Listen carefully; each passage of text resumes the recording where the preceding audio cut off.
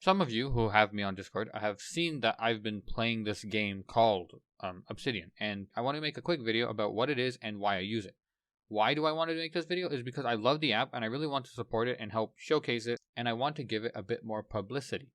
So let's get right into that. If we go to the official Obsidian website, obsidian.md, you can see that it says a second brain for you forever. It took me a long time to understand what this is, so I have a simpler definition. So really quickly, a markdown based note-taking app. So we can explain Markdown. Markdown is a very simple idea. If we go to the Wikipedia page for Markdown, we can see it's a lightweight markup language for creating formatted text using a plain text editor. If you don't know what this sentence means, I don't blame you. It's kind of complicated. It just means that we get to make things like we get to make things like headers with hashtags, or we get to make like secondary headers like heading 1, heading 2. We can make lists. We can do a whole bunch of things. That's what it means by Markdown. It means we could do we can just format our text, our plain text, without using some fancy formatting system like Word or Google Docs. So we can say format. In addition to saying Markdown, we should also mention the fact that any computer on the planet can open this. It's not restricted to like Windows or Mac or Linux. Any computer can open it because it's really just a .txt file with a little bit extra stuff. That's really all it is, and nothing much to it. When I say note-taking app, I basically mean it's something where I can store my thoughts for reference for later use. We're using Markdown, which is just computer text, to take our notes. Nothing too crazy so far. It's also important to highlight the fact that it focuses on, so the primary purpose of this, in my opinion, making connections. And okay, let's dissect that word, connection. What do we mean by connection? Obviously means bringing two things together. I mean, what else are you going to be doing when you're making a connection? There's nothing special to it.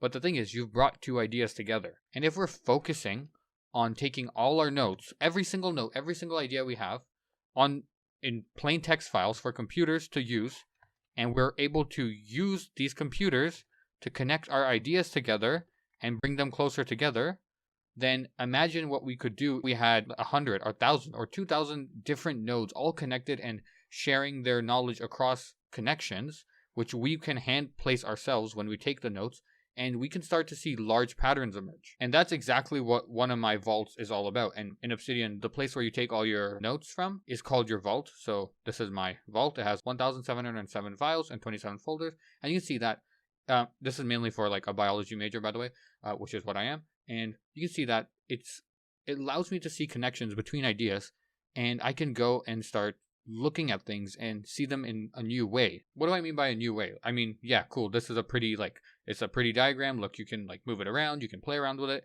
And in another vault, it's a lot smaller. It's still science-based. It's a different type of science I'm doing. And you can see that I can see connections between things like protein structure. Okay, that's related to alpha helices. What's that related to? That's related to fibrous proteins. Okay, that's related to tertiary structure.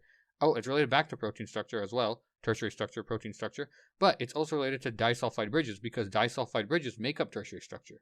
But at the same time, disulfide bridges are also covalent interactions. And you can see how this, it doesn't matter if you don't know what I said, but you can see how linking between nodes allows me to see things in a really interesting way. And I could start to piece together the universe, essentially, or my understanding of the universe in ways that I couldn't do it if I wasn't using connections. And this leads into why I use Obsidian. I'm trying to make this video as short as possible. The main reason why I use Obsidian and prefer to take my notes on this app, this experimental app, by the way, it's still version 0.1, version 0.13.14. This it's a really recent update. But the reason I placed all my trust into this app is because it's the only app I found that lets me say, okay, I have these concepts that I learned from class, right?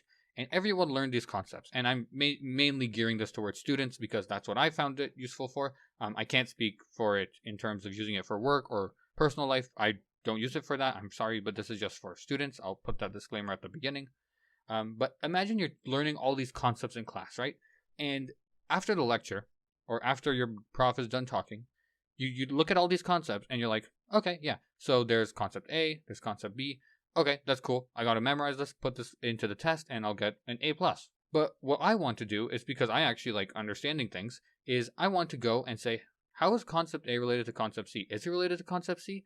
Okay, if it's not related to concept C, what is related to concept C though? Oh, okay, concept Z is related to concept C? Okay, what about this one? What about concept, I don't know, D? And I start to understand the topics and the ideas that the professor has in a really, really interesting way, as you can see, hence this graph over here. If I just close everything real quick, if I go over here, you can see understanding the world like this is a lot more interesting for me. It lets me engage with the content more. It allows me to understand things better. On top of that, when I draw connections between things, we can consider them their own objects. So let's say we have 16 pink circles here, which are 16 concepts introduced in lecture today. Let's say we have 16 concepts, right? I'll just say C for concepts. If I'm drawing connections between things, then I'm going to have more than 16 pieces of knowledge. Even though there's 16 concepts here, I'm still going to have more than 16 pieces of content to know, because I have the concept, I have the other concept, but then I have this line in between them, which is its own idea. The line that links the two concepts together is a concept in itself.